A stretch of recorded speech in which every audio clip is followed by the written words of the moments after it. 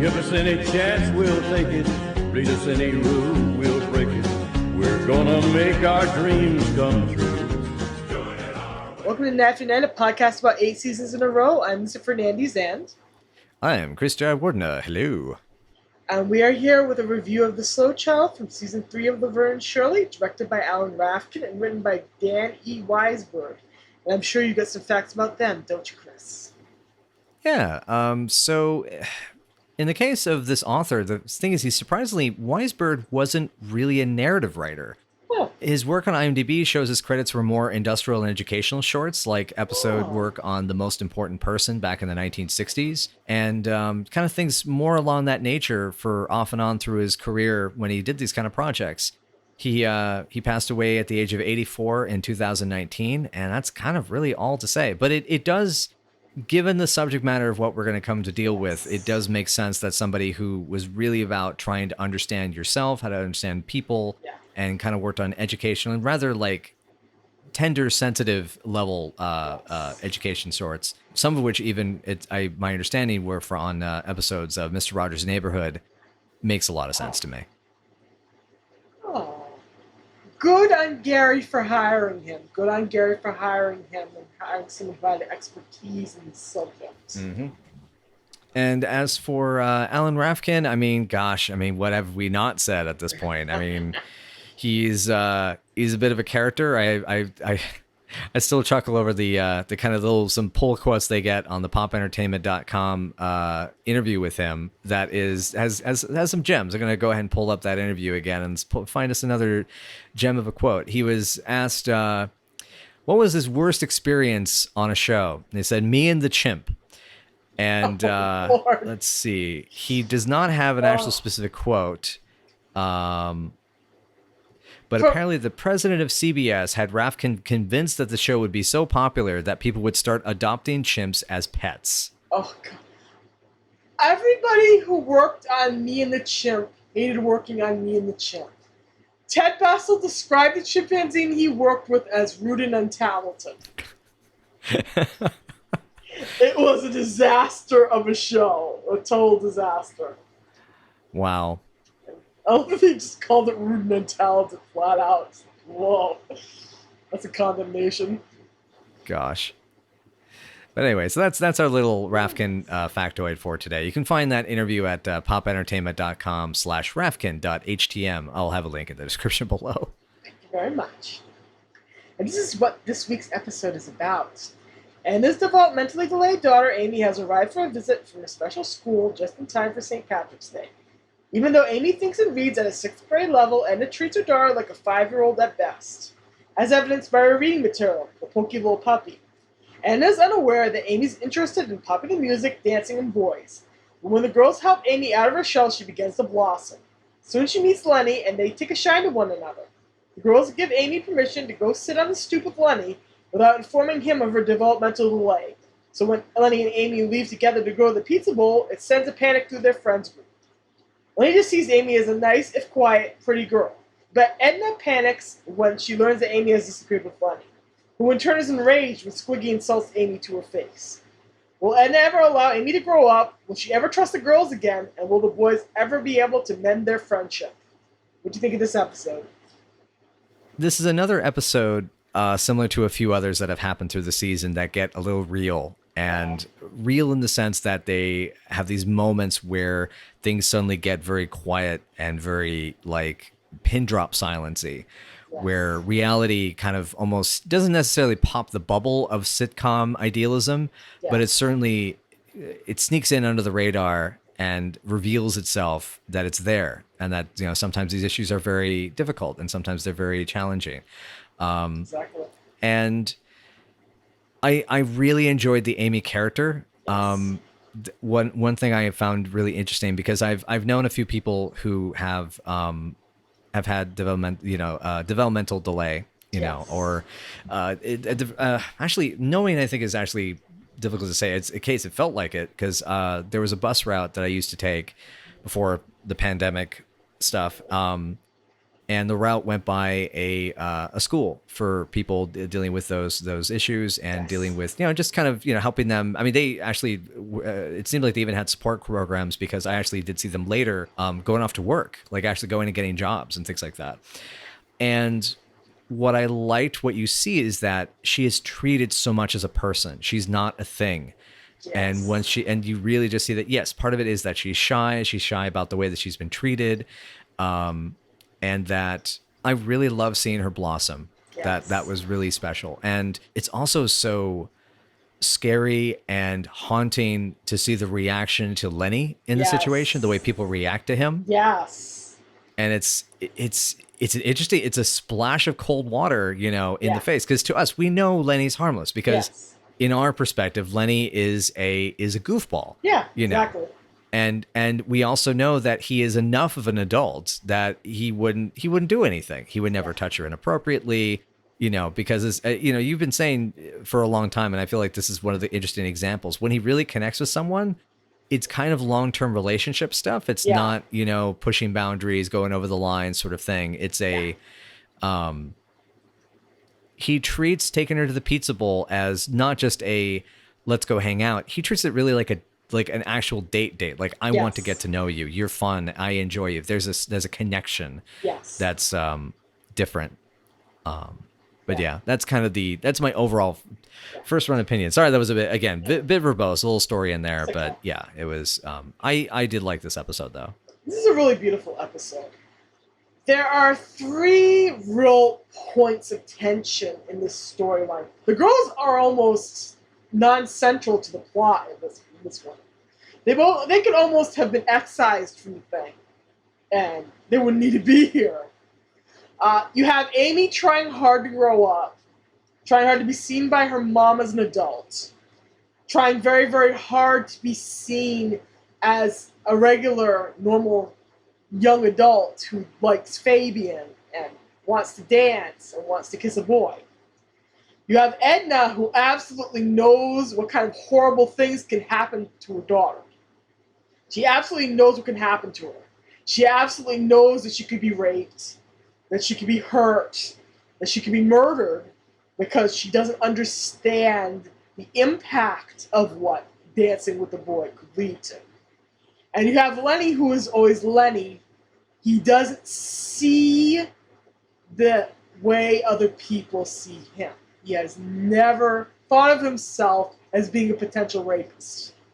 And he is horrified to realize that Edna sees him as a potential rapist. And he's this kind of like, this is how you see me, this is how I come off. And it's like, it's a really beautiful character moment. This is where soft Lenny becomes a character trait. That guy who wanted to pitch the pizza oven into the middle of the street back in the first season is long gone by now. And this is an episode where it really becomes clear that he's this sweet guy that Laverne has always called him. And Michael portrays Lenny's horrified reaction at being thought of. He's just so disappointed. His disappointment and his heartbreak is so beautifully portrayed. It's so beautifully acted. There's that line delivery of she thinks I'm gonna hurt you, and that just it's a devastatingly quiet. And then Amy just puts her hand on him and says, "But I don't." And it's just beautiful. It's really beautiful. Really big shout out to Linda Gillen or Gillen, who plays Amy in this episode. Fantastic job here. She actually. So I was looking up her history because I was curious, what was this actor else in? I didn't go in super deep because this is when I was at the point of making notes when it's like 2 a.m. and it's like I got to be recording the next day. But she actually had a child actor role at like the age of 2 or 3 in the 1951 series of Love of Life. Oh, that's cute. I had no idea. She also appears in Laverne Shirley in the later episodes, a completely different character. I was going to mention that, yes, as Denise in we'll get to that because that's an awesome title. I don't want to spoil that right away. She had a few feature roles, mostly TV actor. She plays, I think, a double role In The Magic Garden of Stanley's Sweetheart, which is terribly hard to find now. It's Don Johnson's first movie from 1970. It's another new Hollywood kind of movie. And she, of course, got another Penny Marshall gig. She's the woman in the red dress in Big. Yes. So there's a little bit part in there. But she's in More Than Friends with Michael and Penny, directed by Rob. She's the girl that Penny talks to as she's standing there watching Michael sing. Watch for that when we watch it, because we're going to watch it eventually. Nice. Yeah. So I love that performance, though. Yes. It is one of my favorite nuanced. It is a brilliantly character actor performance, you know, and understandably, I mean, I, as someone who, God, I'm trying to figure out like what is the correct term for it? Is it neurotypical at these days? I'm trying to figure out, but it's yes, neurotypical.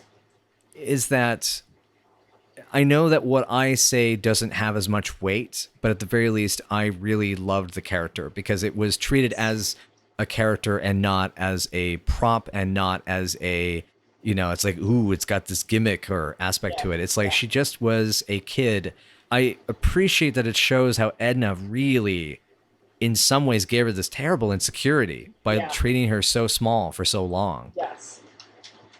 Yeah, and in her mind's eye, her daughter is perpetually 6. Mm-hmm. She's perpetually 6 instead of at a 6th grade level. So she's just, you know, giving her children's books, dressing her in dowdy gray clothing, and she spends all of her time in special school. And the special school says she's doing so well that she's nearly ready to get her own job. So, so she's progressing. It's just at a slower rate than everybody else, which is, yeah. And the way the show handles this is progressive for the time. They do use the hard R word, unfortunately, but that was the most sensitive way to term Amy's disability back in the 1970s. They do a very good job trying to make her a three-dimensional character and a person. And for that, the show should be commended. It really should be commended. Yeah. And what was your take on how the girls are trying to give her a sense of fun, trying to help her come out of her shell, like the clothes, the letter on her shirt or on her sweater? Yeah, it's really sweet. They had the best of intentions. They kind of want her to get to experience the fullness of life. And in their own way, they're trying to help her accomplish that. I love that line. I'm trying to cheer her up. Vandalism? Yeah, right. Because she asked if, when she took the bus, if she rode on the back of the seat. Yeah. Yeah. Oh, that was cute. And I do love Shirley's the callback. I am a perfect 5 after all. Yes, and that comes up again in Debutante Ball. Yes, that's right. It's coming later in the season.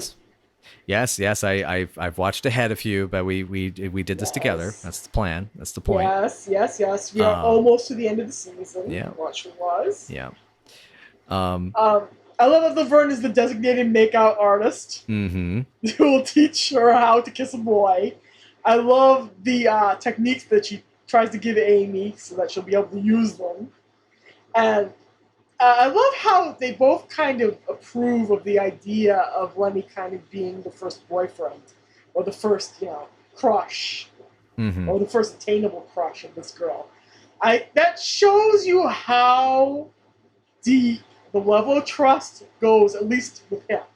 I don't know if we feel the same way if it was Squiggy. Oh, with Squiggy, I doubt it. Yeah, Squiggy's a little too is too manipulative. He's too scheming. Yeah, he's a little tough. He's a little volatile. Exactly. Lenny's volatile in a different way. Mm-hmm. He's volatile in a completely different way, in that he's very emotional. Mm-hmm. Yeah.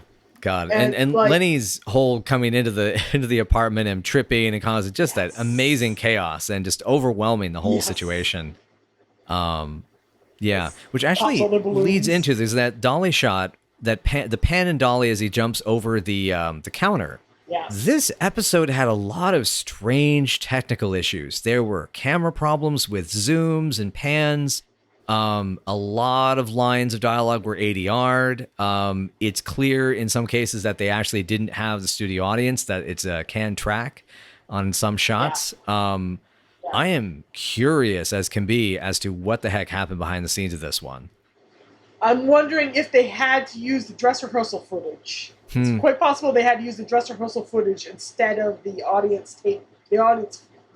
studio audience taping footage. Mm-hmm. Yeah, so that would explain why there was some kinks that needed to kind of get worked out. Yeah. Maybe something happened to the film on one of the cameras. Just, man, that's costly because I'm sure they did shoot those because they were backups and they had to probably print the film to test out certain aspects of it. But it's just, that's very risky because at least from a budget concern, because that is 35 millimeter film they're shooting it on. And that's the lab costs at the 70s were still pretty high. With a physical show like Laverne Shirley, that's a way of saving money. Like, especially if something goes wrong stunt-wise. Mm-hmm. That way they wouldn't have to go back and reshoot it. Like what happens in season 8 when Penny had that unfortunate accident and fell off of guide wires. That they didn't have to reshoot that because they used the footage that they taped at dress rehearsal. So that might be a policy that Gary Marshall established for more physical episodes and more physical shows. I don't know if they had that with Happy Days or anything else. Yeah. It's an interesting policy, yeah. It's good. It's a good policy. Even Ridley Scott even said that he started learning on The Duelist that he liked to shoot his rehearsal takes because he felt that they were sometimes getting more natural performances. And so I guess the breakfast scene in Alien is like 40% is rehearsals. And that's why it feels so natural. They're sliding into their roles. So, but things I did not know.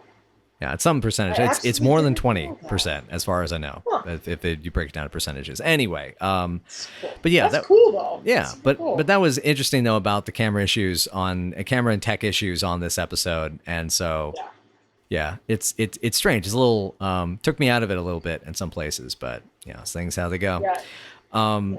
And yet the actors managed to wring such good performances out of this episode. Betty Garrett is so good.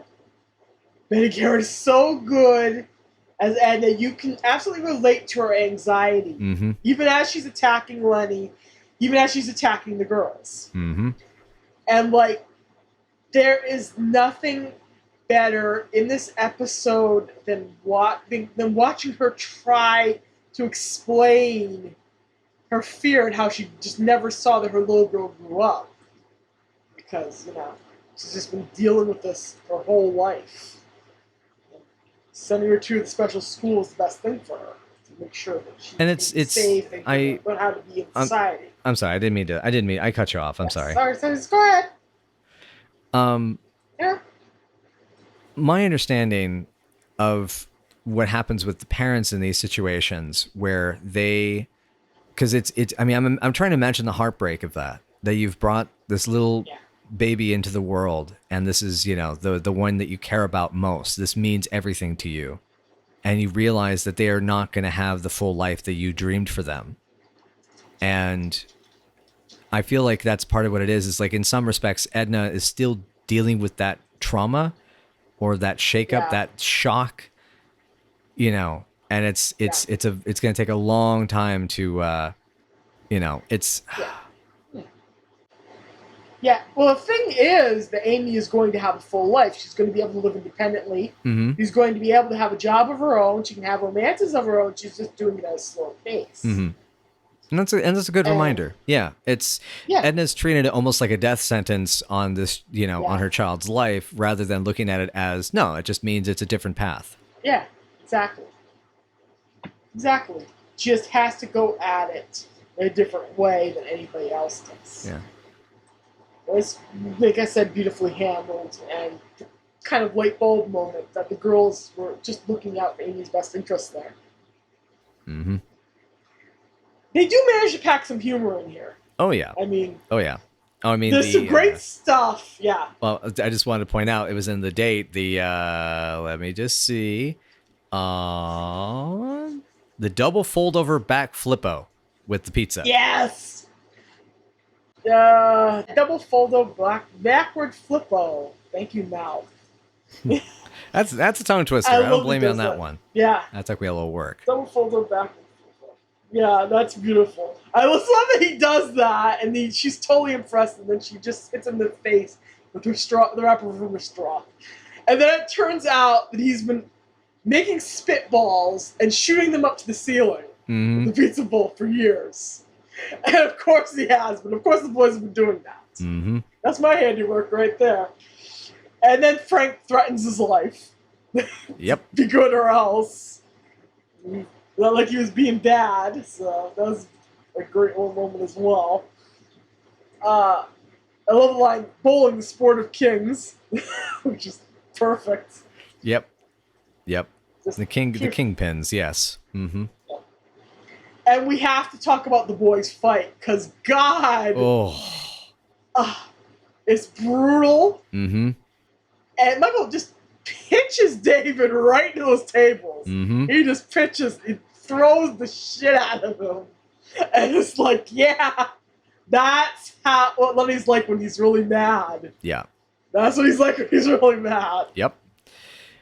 You do, and that's the thing, with someone like Lenny, someone very sweet, but and I think what's kind of funny is, Squiggy is often thrown Lenny into these fight situations, and Lenny typically is cowardly, but when he actually has something to fight for, he's rather impressive with his force that he can use.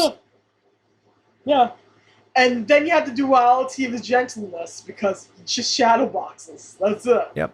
My mother commented that she loved that, he just treated Amy like a regular person, like it was just like, it's just like anybody else. There's nothing, nothing wrong with being who you are, and and then that juxtaposes with the fact that, when that's threatened, when it's like, it's not even that you hurt me, you insulted me, it's you hurt her.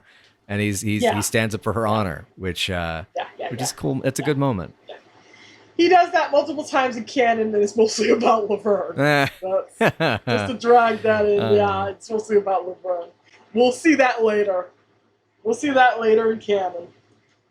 I love how he tries to calm her down. I've been around dummies most of my life. I've been around dummies my whole life. Right. Which is, you're not a dummy, and it's so sweet. And he gives her the jacket. I never let anyone do that before. And also with a lone wolf jacket, which is really sweet. And the way the audience just loses its mind when she finally kisses him. Mm-hmm. And then they lose their mind later when she says it in front of the girls, even though they just witnessed it. Mm-hmm. Which is an interesting ADR choice, if nothing else. I love was that too moochy? No, that was great. I like the part where you said whisper. It's so cute. Oh. That's so cute. That's so sweet. Yeah. And Lenny can relate to what Amy's going through in that he relates to the way the world sees her. Mm-hmm. Because people think that he is not swift either. Mm-hmm. He's been through remedial reading classes several times, according to this episode. He has been through a heck of a lot. And we'll get to that in season 4. And it's really touching because he kind of sees in this girl someone else who's getting kicked around a little bit by life. His instinct is to protect her. And that's really, really sweet. Yeah, it's got this one just interesting. It's a variety of moments. The way it balances the heartbreak and the poignancy and the little and the cute little moments. Even just when Squiggy and Lenny have to have their argument. It's like you shoved me in public. You've never done that before. There's something so freaking vulnerable about the two of them in that scene. Yeah. I mean, it's very intimately executed, and then it comes back to stupid, and they have to shake on it. Yeah, and they shake on it and make up. Yep. I love that last scene at the girls' St. Patrick's Day party. Mm-hmm. This is the first time we get to see Jake the Snake, first of all, the Purple Fiends, who has been mentioned before. He's been mentioned a couple more times. Laverne will keep going out with him until season 4 when he gets her in a huge pile of trouble. Oh, okay. And then she finally breaks it off. So things don't go quite as well as the snakes, these other snake themed biker gang in Bob's Burgers. Then I take it. Nope. Stay away from purple fiends, kids. But they don't steal; they just convince people to lend them things. I love that line. That's a great moment. That is a great moment. I love it. God, and Squiggy coming in all dressed up and out. Lo, fair lads and lasses, I have come to kiss your baloney stones. And out of respect for my 2 Irish friends, I will not do an accent. In a kilt, fit the Megara. Oh, man. And then I love that. Squiggy, you know the Purple Fiends? Know them. They beat me up all through high school. Yep. Oh, gosh. I love that so much. And then Lenny genuinely wants to see Amy again. Yeah. He genuinely wants to spend time with her again. He's really sad that he might not. He comes to Laverne to say, yeah, if she's not going to be here, I'm going to go. And she just reaches over and she kind of rubs his arm. That's another master gesture that she's always rubbing his arm. Mm-hmm. Keep watching for that master gesture. It comes back. To try to comfort him and, kind of encourage him. I love that she is the one to tell Edna that Lenny doesn't want anything from him. He doesn't make you do nothing. All you have to do is say Lenny no to make him leave you alone. Mm-hmm. And she know that from experience, A, and B, that just, it speaks to his character ultimately. Mm-hmm. Oh, definitely. That he knows how to stop and when to stop. Hmm. I just love that. I love that little tiny little thing. The girls' simultaneous boo-boo faces. Oh, when God. Edna breaks their hearts there. Yeah. The girls are a very, very minor part of this episode, strangely enough.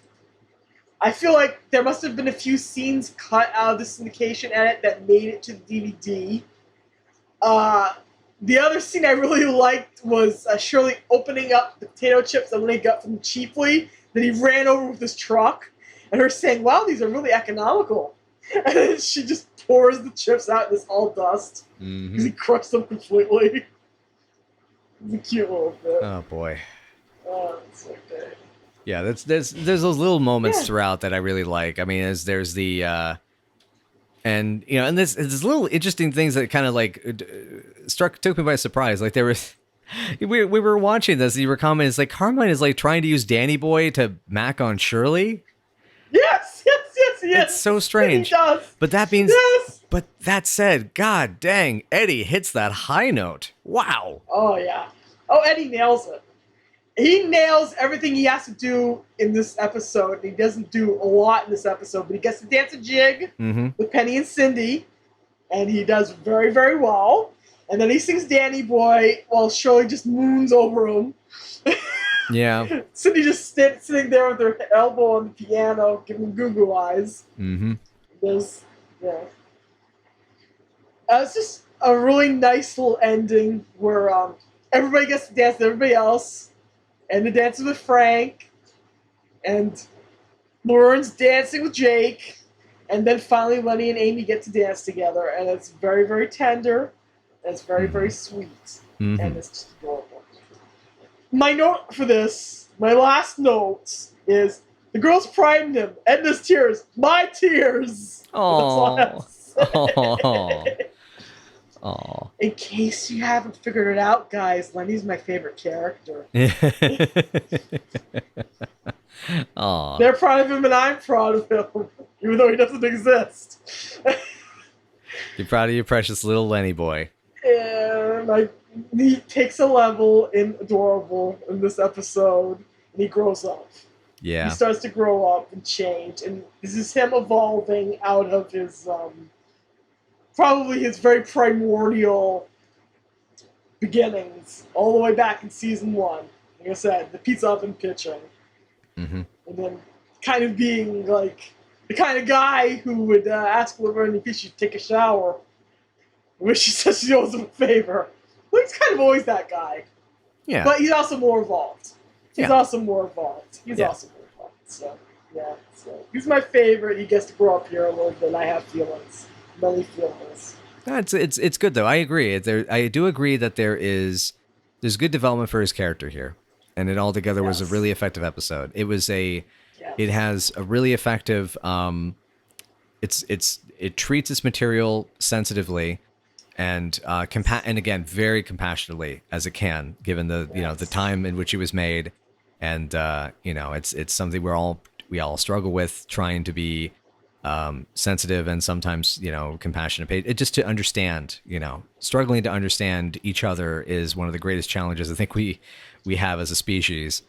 And the character of Amy is wonderful. She's she's a beautiful character at the very least. I really liked her character. I would not have minded seeing more of her in the show. Yes, same. And I do love Lenny, and this was a good Lenny episode for him, with a lot of good aspects about him. So yeah, that was pretty good. Yeah, it's beautiful. It is overall beautiful, beautifully written and beautifully handled and beautifully done. I guess it's time for us to rank this one. Unless you got any more notes. I'm good. What's yours? This is a solid 9 for me. It could have handled a couple things better. Like you said, the direction is a little bit off. The editing's a little bit off. The audio's a little bit off. The double applause when she tells the girl that she kissed him, even though the audience knows that, is kind of telling that they had to Foley everything at one point. So, this is a 9. It's a solid 9 for me. Cool. Yeah, I'm gonna go with 8 to 8.5. Yeah, I think 8.5. Yeah, it was good. This is definitely one of the best of the sort of like as we're we say like what's your pack of episodes that you want for that season. This is definitely one of the strongest ones. It's not one that I necessarily enjoyed because the subject matter, is uncomfortable at times, and it's something that is it is difficult, and there's I guess what I mean is that the poignancy, that expectation against Lenny, I don't know, that one just stings for some reason, the thought that he would be that kind of guy. I don't know if that has to do with some things that have happened in my life where people thought less of me despite not being that kind of person. Not to be a sexual misconduct sort of way, but just to be expected to be less and to not be as good of a person, to be expected to be something less than I am. So I don't know if that has to do with it. So that kind of takes it down. That might be taking it down a peg for me. But see, for me, it's super, super devastating just because of the acting alone. He's my favorite character. Right.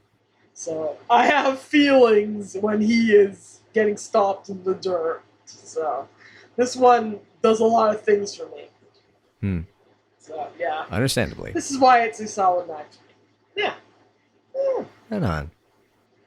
All right. Well, thank you again, everybody, for joining us for Night After Night. And if you would like to know more, please join us at Night After Night Pod on most of the main social media services like Facebook, Tumblr, WordPress, YouTube, Patreon, the Moon, the Lunar Landing. I don't know. Anyway, you also can find us at Night F Night PC on Twitter. If you would like to join us for some of the watch-alongs that we help take part in with the other Laverne and Shirley community members, we definitely love to support our other fellow LNS fans. And we'll hopefully be having some, I don't know, just... we're recording this quite a ways off, so hopefully whatever's happening at the point this episode goes up, that everybody's doing well, that the world hasn't imploded yet, and that you guys are having a good time. And I guess to leave you all with just the thought that people's is people's, and be good and be excellent to each other, and try to listen, try to understand, and try to just remember we're all struggling. And some people just have a harder time of it than others. And it's not something that is our fault. It can sometimes just be, and oftentimes it's just the hand that we're dealt. And so, show some love to everybody. Yes. Spread the love, spread the joy, kids. Oh, and I totally forgot. What is our next episode? Next episode's Shots Talent Show episode. Hey. The girls have to find a place for Max Shots Jr. to do something during the course of the show, and their jobs are riding on the line. This is the second almost annual Shots Talent Show. Excellent. Well, I hope you will join us annually. Wait, no. Just join us next week. Join us next week for the talent show. God, annually, what am I doing? We're going to lose fans. Okay. Future me, cut this, cut it out. Go.